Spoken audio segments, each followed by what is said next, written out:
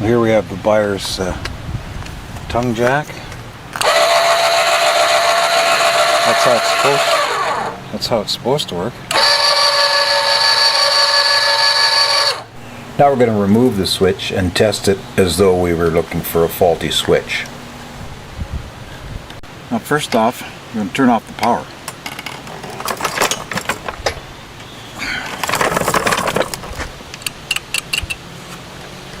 Now, I'm going to remove the switch.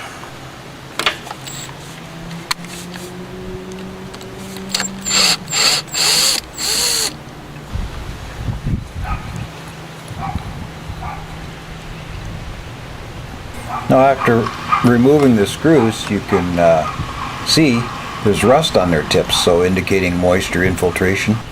Now carefully remove the threaded plastic nut on the switch.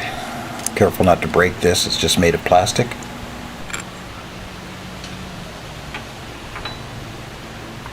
Now here's a little hint. These are covered in rubber so you can't test them. So we're gonna go with a sewing basket and get a needle and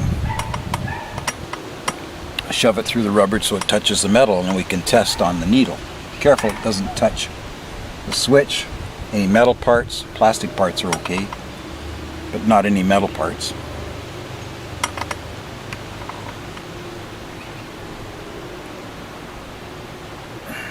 You'll notice I've got alligator clips on my meter wires. These are like second and third and fourth hands. Now you don't always have to shove it right through. I can see a bit of the flange here on the switch. I can touch it here, and if I can hold everything in one place here.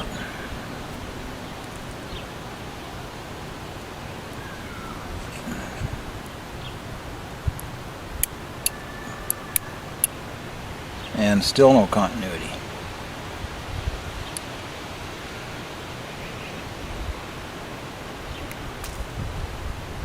There we are. Having a bit of a problem with that one needle. Wasn't really making good contact. We'll try it again.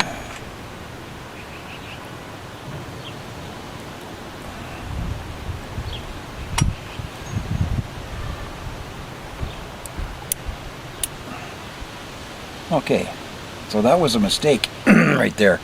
Make sure that you've got good contact before dismissing it as being the wrong terminal. Okay, so we're hooked up here to the front right leg as I'm facing it, and the back left leg, and you can see that switch is making good continuity. I'm holding it in place and there's no variation in the needle, so there's no short there. And then when I go to the back, same situation, good continuity there. We're going to test from the other corners and just see if we have continuity there. So we're going to go from the front left to the back right. Oh, I lost my needle. So front left to back right. Now we're testing to see if the switch is okay. Alright, we've got our meter.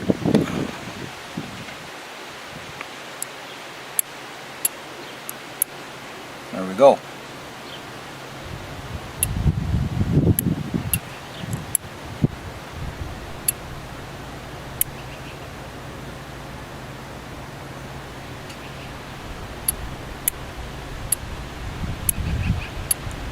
And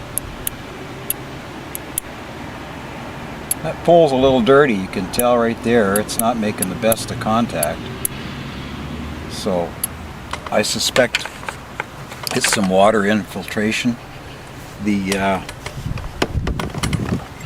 When we look at the cover here, there's nothing to stop the water from getting in. There's no gasket on here. Look at the stickers. They came off the very first week I had it. I had to put some tape on, and that tape's coming off, so it's a pretty sad setup. Buyers could go a long ways to improving their tongue lift.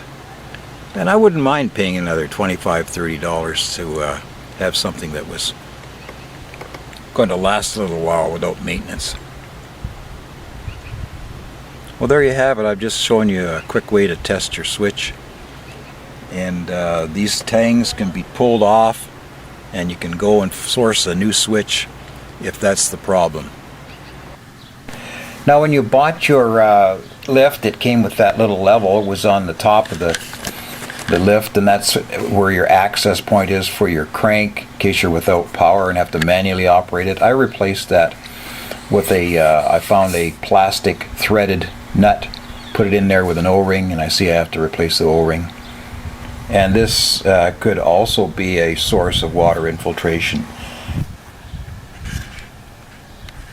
So that's our test complete on the switch. Quite simple. It's taken me longer to get the tools out than to check the switch. Give it a try, and this could be your problem. Thanks for the request to source this problem, and appreciate your comments. Subscribe, make me real popular, and thanks for watching. Until next time, here's to roughing it smoothly.